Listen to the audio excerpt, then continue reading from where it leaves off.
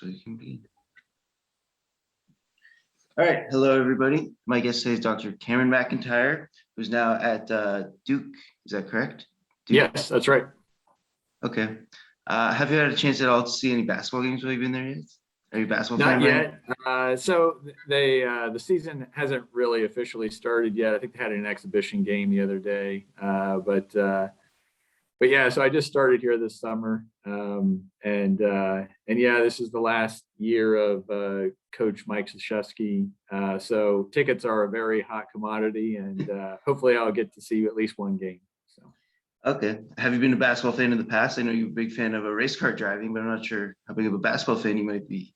Yeah. So I actually played college basketball, when I was a lot younger, a long time ago, only at the Division III level. So I was not, obviously good enough, to make a career out of that. But yeah, so basketball is a long love of mine. Okay, and for those watching, we're about to be joined by a good friend of mine, Dr. Alfonso Fasano, who's also my physician as well. But here he comes. Hello, Dr. Fasano. We're now being recorded also, so I hope that's okay with you as well. Yeah, sure. Okay, and how's the keyboard fiasco of 2021 going so far? So far, so good. I cleaned everything. Okay. Just see if I can change my background so with nothing good. Okay, can you hear me? Yeah, we can hear you just fine. Okay, good. All right. So you're just talking about basketball, actually. And I don't know if you played any growing up as well, but Cameron's now in the home of probably the best basketball team on the planet for my money anyway. Yeah. But I hear you're also a big fan of a race car driving as well, and that you've actually spent some time on the track yourself. Is that correct? Behind the wheel? Yeah. I mean, pretty much all of my adult life, I've been racing cars as a hobby. I'm an amateur, but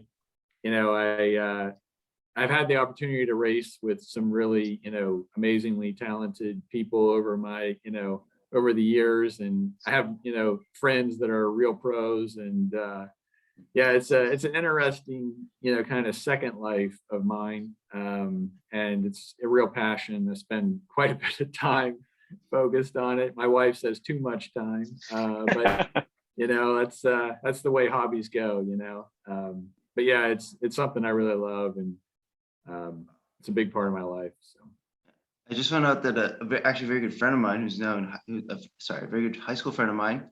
He works for Aston Martin on their F1 team. He's like a fluid dynamics expert. Yeah. So I don't know, maybe one day you two can connect and you can talk shop and whatnot, but we're here to talk different kind of shop, I guess. The brain and neuroscience and DBS in particular. And I know that you do, most of your work has been done in trying to measure the volume of tissue that might be activated by these leads in my brain and the brains of patients like me. And I guess my first question would be, some of these newer systems, and in particular, Adaptive DBS, have you had a chance to study much of it? And how's that changed in their ability in how much tissue that's actually activated inside of a person's brain? Yeah. So the advent of these, let's call them adaptive DBS, systems, or closed loop DBS systems are sometimes called, is, it's amazingly exciting technology, very, very interesting. And, over the last, let's say 10 years that technology has really been evolving. There's been a pretty strong focus on what we would call intracranial electrophysiology recordings, with the idea that, if you could record the, brain activity from electrodes that are permanently implanted, that you would be able to, sort of trigger the stimulation on, the patient's own brain activity, and thereby customizing, hopefully, the delivery of the deep brain stimulation to, to that patient. And it's a very cool idea. But it's also only one of like 1,000 ways to skin the cat. And so, I've always, been a little bit skeptical of some of the adaptive DBS stuff, just because, we don't really understand the brain signals all that well. And we don't really know what we call biomarkers of pathological activity really are.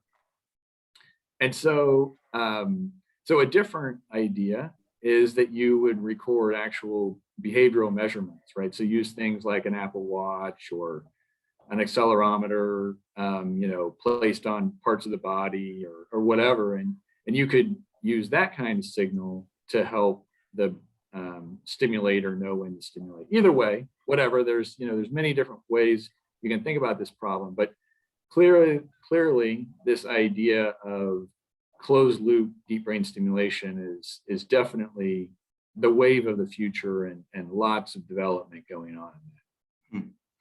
So one question that I'd have then on top of that for both of you then, because I share some of your skepticism, and I think we can come back to that in a bit. I'd love to hear just a bit more about why you're so skeptical of this particular kind of adaptive DBS.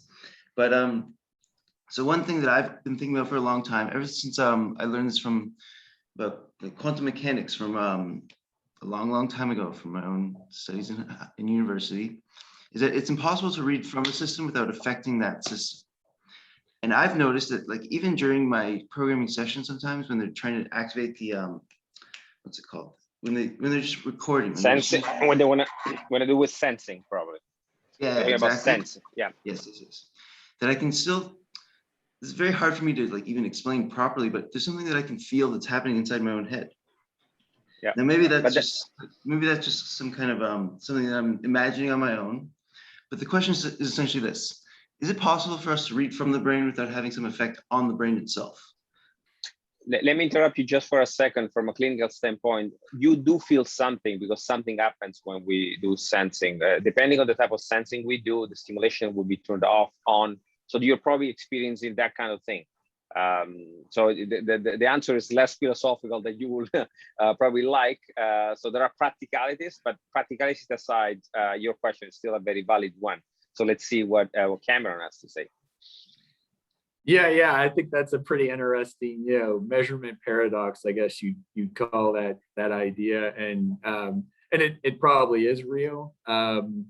It would be even more real if you were visually seeing your brain signals and then kind of being affected by them in some way, and thereby modulating them, right? So this is actually a gaming concept that people have been developing for quite some time, with EEG, or now maybe even intracranial type gaming systems, where you are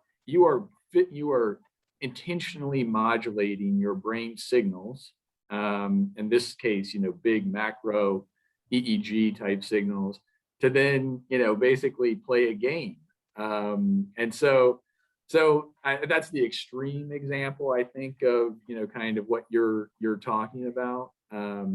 But yeah, there's no doubt that, we can be affected by, or our brain activity is affected by many things, and some of them we can control and some of them we can't control. So I guess I'd leave it at that. Mm-hmm. On the topic of adaptive stimulation, I agree with you that we need to be skeptical. Like any new technology, there's always a lot of hype. So it's good to have a more cautious approach in general.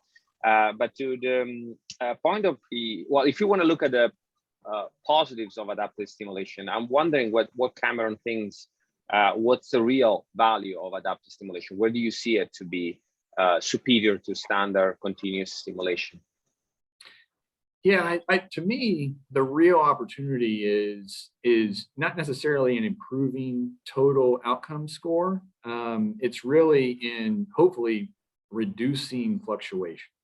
And if that's true, that really is now the balance between stimulation and medication, as much it is, brain signals and stimulation. And that, to me is really the big value proposition of adaptive stimulation, is that, Ben, you live this in real life, and I don't know what your, sort of on-off episodes are like, but, in my opinion, reducing that fluctuation from your quote unquote on state to your off state is really the goal of what an adaptive DBS system should be focused on. And now that's in the realm of Parkinson's disease, or DBS for Parkinson's.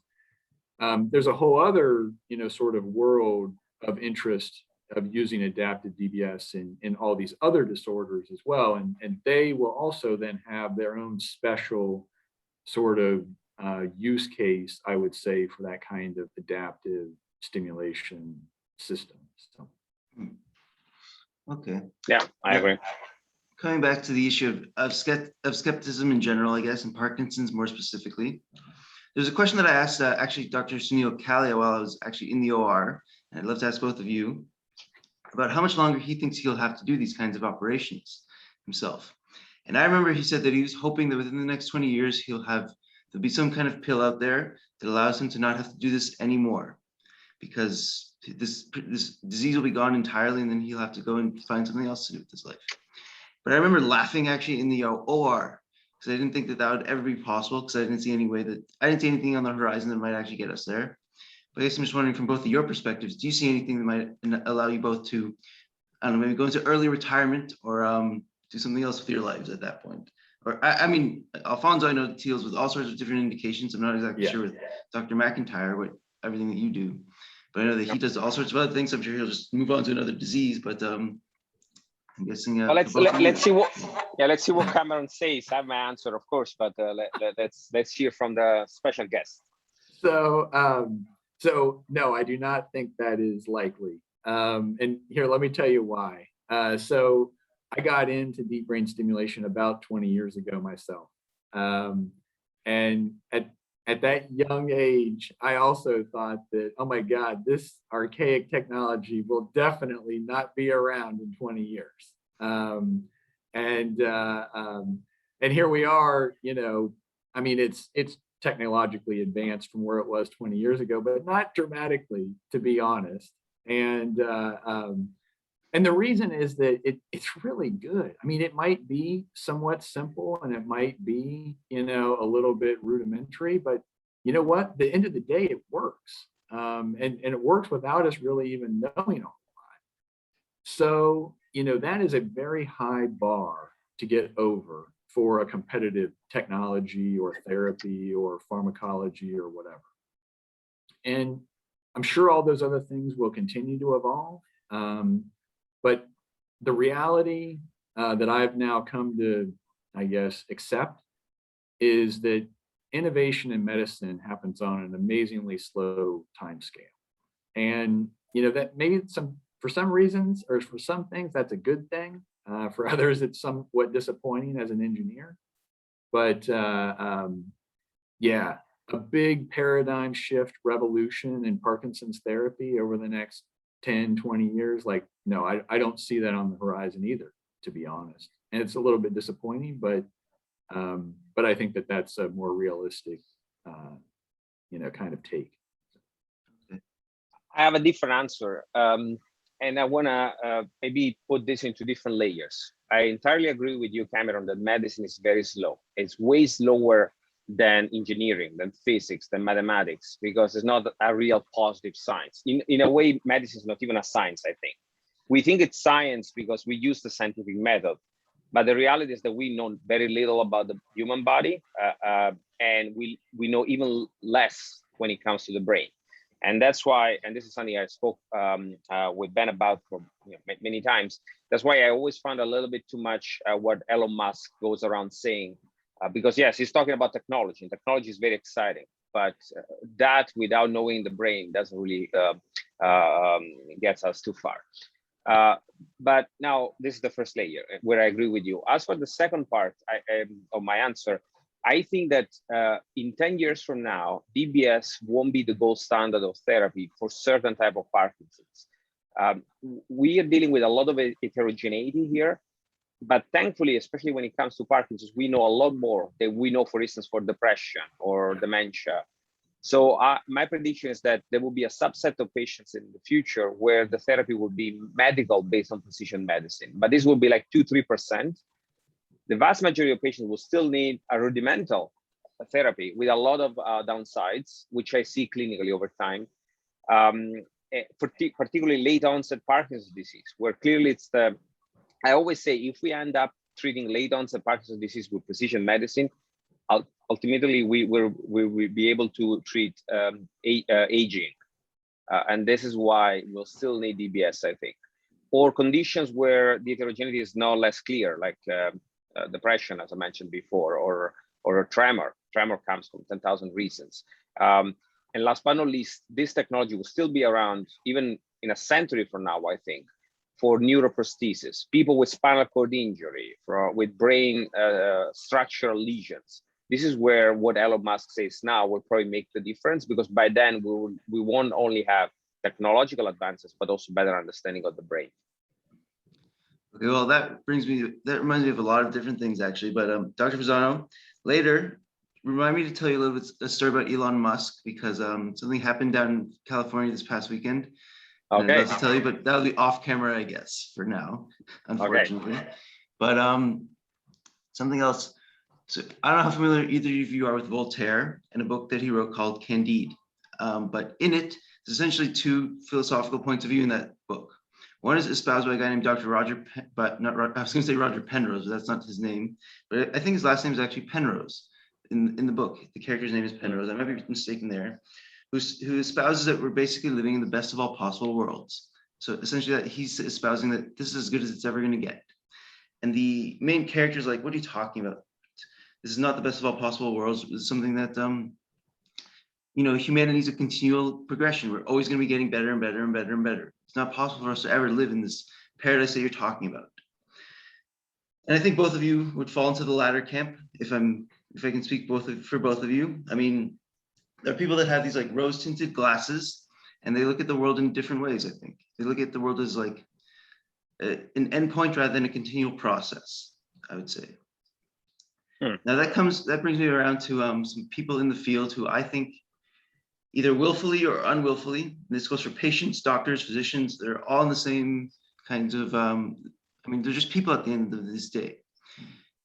But what do you say to those people who have those kinds of rose-tinted glasses, who might say to you something like, if I just continue working on this one molecule, that I think that this molecule that I'm working on right now, it's the answer that we're all going to be looking for at the end of the day, because look at this preclinical data that I have.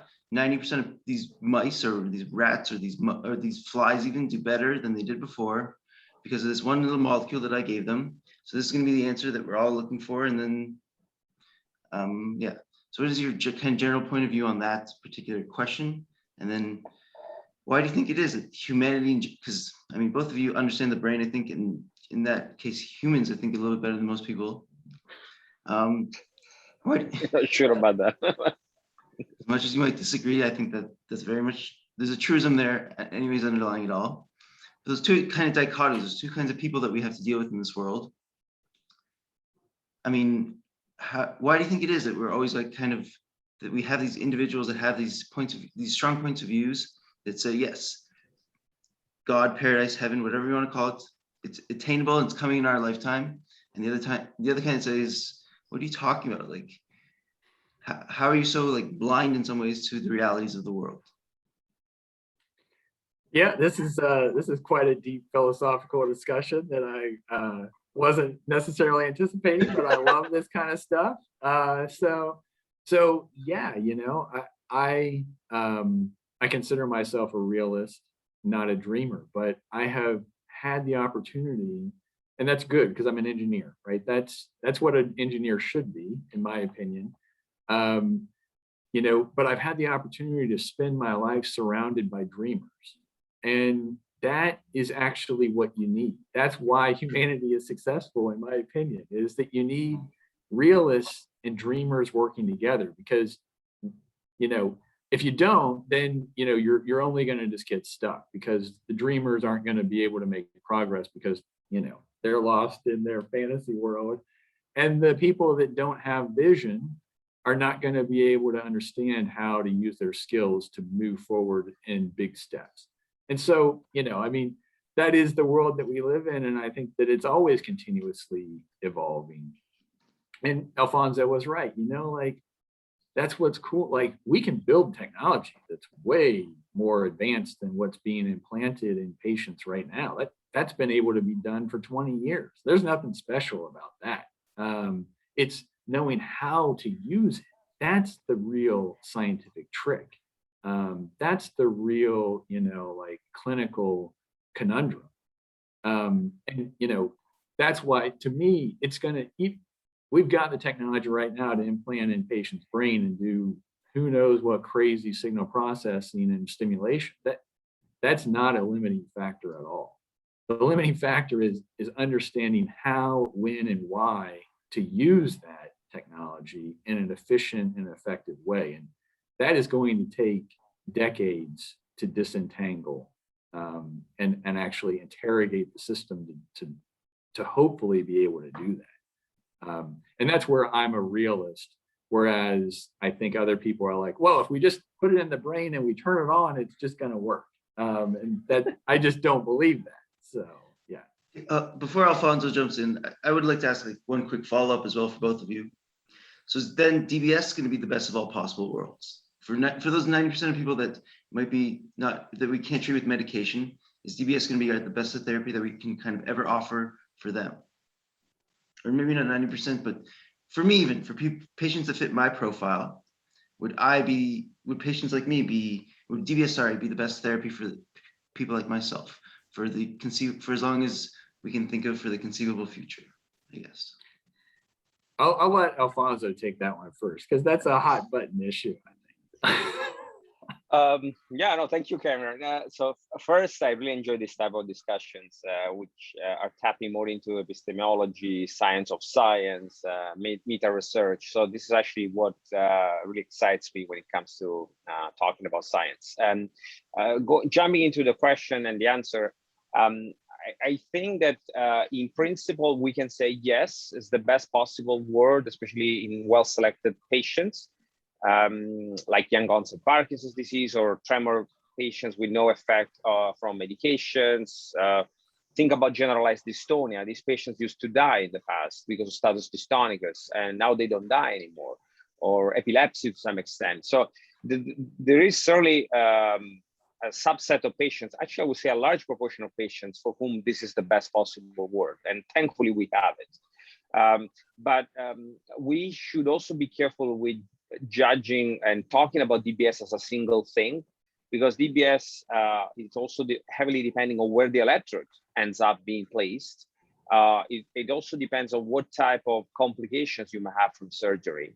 And yeah, the patient will be perfect on paper. You do surgery and there's a bleeding in the OR, and then good luck explaining that that was the best possible word for that patient, right? So it's not a perfect technique. In some cases is where what you should be doing, but you need to acknowledge the limitations and also the risks. And that's why we're not going around saying, okay, yeah, this patient should get DBS at any cost. No, it's a process because we're mindful of the problems that we can have at some point. And just a brief note of what was discussed before about dreamers being realistic and everything. I think we need both profiles in this world. We need it's a spectrum. You need dreamers, but you need also people that, like our friend Alberto, deconstruct everything that the dreamers meanwhile have aspired to do. This is how evolution works, and I think in general we are seeing the evolution of humanity day by day. There's a great book, *Sapiens*. I don't know whether you read it, but if you read it, you understand that even a century ago, there were way more wars. Lifespan was way shorter. So there are clearly tangible events occurring on daily life. And I'm not talking about the climate problem, but they are telling us that we are going towards the right direction. So evolution is indeed a thing that we can actually touch. And the same applies to medicine, of course. Yeah. So I guess my last set of questions would be around that same topic, though, because I love talking about this more than anything. But first, I guess I want to ask, just pointedly to Dr. Fasano. So do you think that then DBS is going to be the best of all possible worlds, and that in the sense that, like, is there anything on the horizon that might actually allow us to one day not use DBS ever again? Yeah, in a patient with certain mutations, as you know well, we understand to the biology of the problem. And that's a very preliminary, well, much needed step towards a personalized therapy, or actually I should say precision-based therapy. So certain patients with let's say, lack of parking, right? We know why the cells are dying, because parking is not there. So that's the it's probably the simplest model I can think of. Autosomal recessive type of Parkinson's disease, no production of the protein whatsoever. We now have the way to make the cell produce proteins. Think about the COVID-19 vaccine. That's pretty amazing, right? We're asking our myocytes, the cells in the muscle, to produce themselves the protein of the spike of the virus. So, and that's obviously easy because it's in the periphery of the body, but I don't think we're very far from doing the same for the brain. Fair enough. Okay. I don't know if Dr. McIntyre wanted to add on anything to that. I mean, yeah, you know, like, I think DBS is pretty awesome. I think that it's, you know, I think that it will, you know, for at least the foreseeable future in my mind, and I don't like to think about 20 years out, because I have a hard time predicting, you know, like what's going to happen in 6 months, let alone in 6 years. So I like thinking about 5-year time chunks. And I think that, you know, the human brain is a little bit more reasonable about making expectations of what is possible in 5 years than it is in 20 years. Yep. And in my view of the next 5 years, DBS will still be, you know, a strong player in the management of late stage Parkinson's disease, and maybe even start to become more of a mid stage Parkinson's disease therapy. And you know, so that trend I actually see, you know, increasing, you know, over time. And I think it's because the DBS technology will, you know, it's not going to have giant leaps, but it's going to have these incremental gains in efficacy because of things like adaptive DBS. But also, I think more importantly, this came up before, we're starting to be better at, well, let's call it precision, instead of precision medicine, let's call it precision surgery. And I think we're learning tricks and techniques to better place the electrodes and customize the electrode placement, whether it be for stimulation or recording, to the specific needs of the individual patients. And, you know, to me, that's, you know, maybe the more important paradigm shift than the actual neurophysiology recording, you know, type technology. So. Okay. My last question, if you still have a moment, would be about the symptoms versus the disease itself. Because I hear again and again that this DBS it doesn't tackle the disease, it only manages my symptoms a little bit better. But, you know, for patients like myself, my symptoms are my disease. I can't feel my proteins aggregating, I can't feel my genetics, I can't feel anything except the symptoms that I'm experiencing. So for all those people, I would say that, yes, DBS has been disease modifying for me. However, I mean, intellectually, I know that my disease is still going on, and that, you know, whatever the disease process really is in my own brain. And here I would quibble a little bit with Fasano and that Dr. Fasano, and that I don't know how well we actually understand genetics to begin with, but I guess we can come back to that at a later point. But so what do you think? Is it possible for DBS to actually be a disease modifier? Is it modifying my disease, or is it just modifying the symptoms? It is a disease modifier. It is a disease modifier for sure. I give you an example. There are actually now we have studies looking at the long-term outcome of patients compared with a control, a cohort that didn't, you know, patients who didn't do DBS. It's always difficult to do a real scientific research in this context, because basically you need to have a group of patients that are candidates for DBS, and you say, no, you won't get DBS because I want to see what happens to you. You'll never have DBS in your life. Obviously, this is not possible. But there is signal, and it's pretty convincing, that DBS changes the disease course for many reasons. I give you an example. With DBS, you reduce the amount of medications. And with that, it's known that the rate of psychosis or impulse control disorders or other complications of medications is no longer seen in the long term, or false, paradoxically, seems to be reduced in the long term. And the possible explanation is that through DBS, you're allowed to have a more active life. To me, at this point, the only disease modifier is exercise and good lifestyle. But because of DBS, you are able to exercise. So it becomes a win-win. So there are so many indirect effects, a cascade of effects, which has been seen even at the beginning of the levodopa era, when lifespan of Parkinson's patients was 9 years on average. Now it's no longer 9 years. It's almost as long as any person without Parkinson's disease. And that, good luck saying that the levodopa doesn't modify the disease, the natural course of the disease. It does. It's also depending on what we consider as a disease modifier. Probably we need better definitions. I will imagine the real disease modifier is something that changes the occurrence of symptoms and signs that are not responsive to dopaminergic agents like balance, dementia. But still, to answer your question, I think we are dealing with a disease modifier. Yeah, absolutely. So I'll give you another philosophical, noodle to chew on here is that, the fundamental purpose of electrical stimulation in the brain is not to treat Parkinson's disease or whatever. It's much, much more simple than that. What you're trying to do is use the electrical stimulation to control the release of neurotransmitters in the brain. And right now with DBS, what we actually do, or at least, one of the prevailing hypotheses, is that we stimulate so high that we turn off the ability of the stimulated neurons to actually transmit neurotransmitters. And that's kind of part of the trick. But if we did actually understand the communication pathways of the circuit that we were trying to intervene into, we could then conceivably time the stimulation so that we are now controlling the release of neurotransmitters, controlling the communication between the neurons in a way that would, do whatever it is that we wanted it to do. And if that was to, effectively believe that the brain can heal itself, if given the right information, you could input in the, kind of stimulation stream that would effectively modify the circuit via natural plasticity mechanisms to then create the circuit that you always wanted it to be, or that it got offline. And that kind of Elon Musk, kind of like, craziness, like I do believe that's possible, right?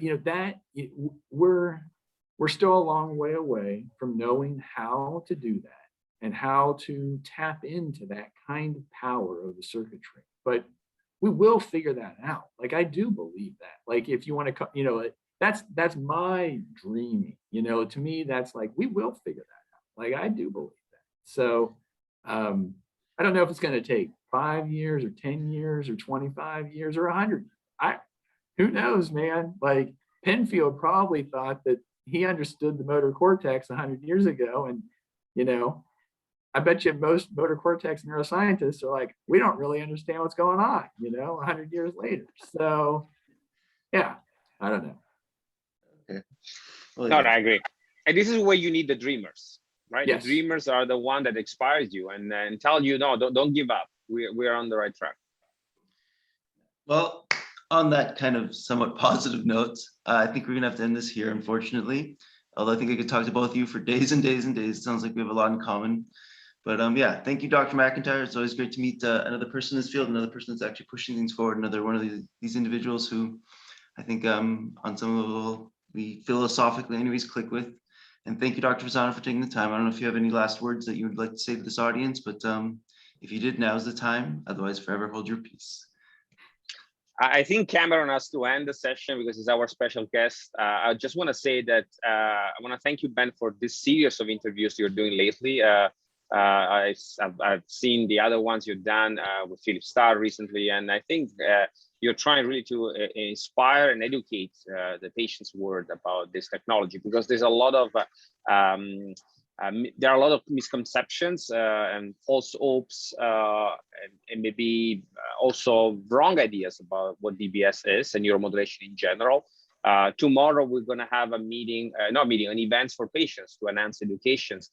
And we promoted this to on social medias. And one of the comments I'm receiving now: stop doing these Frankenstein experiments. So people don't really understand what we're talking about here. So I really want to thank you for taking the time and spending also so much energy in educating the public.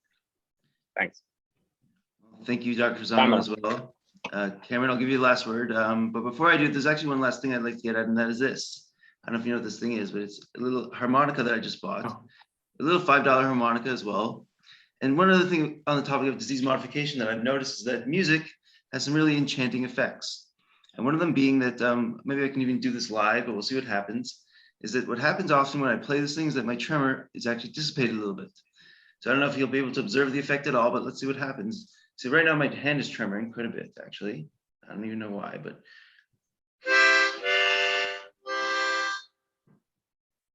Wow. Maybe a little bit too nervous. Maybe I think I'm camera shy right now, so maybe it's not working. Is But, there, well, you're performing live, you know, it's not an easy task. It causes some anxiety. So. All right, well, Dr. McIntyre, did you have any last things that you'd like to say to this audience while we have them here? Yeah, just, thanks for the opportunity to talk. It's been fun, like Alfonso and I get to talk all the time about this kind of stuff. And I think we love it. But, I think you're right.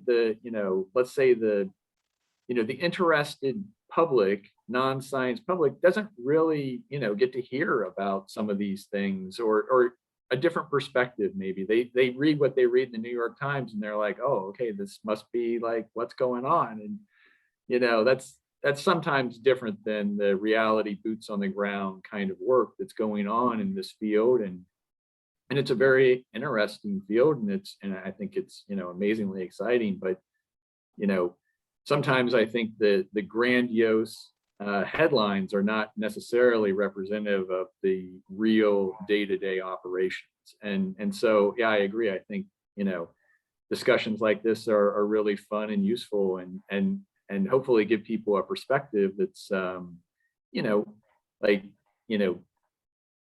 there's a lot of cool stuff going on, and we've got lots of dreams and hopes. Most of those things probably won't pan out. That's science. But, the point is that, there's a lot of really talented scientists and engineers working on these problems. And there's a real payoff at the end. It's real engineering being applied to, address, real clinical problems. And that's just fun to be a part of. So, yeah. Well, once again, thank you both for all that you do to help people like me. And yeah, unfortunately, our time is up, but I think we could talk for hours and hours. Also, just so you guys know, we're gonna have to end it kind of abruptly because in order for me to get this recording, I need to stop the whole process, which takes a little bit of time. But yeah. Okay. Thank you, everyone, and bye for now. Bye. Bye. Thanks.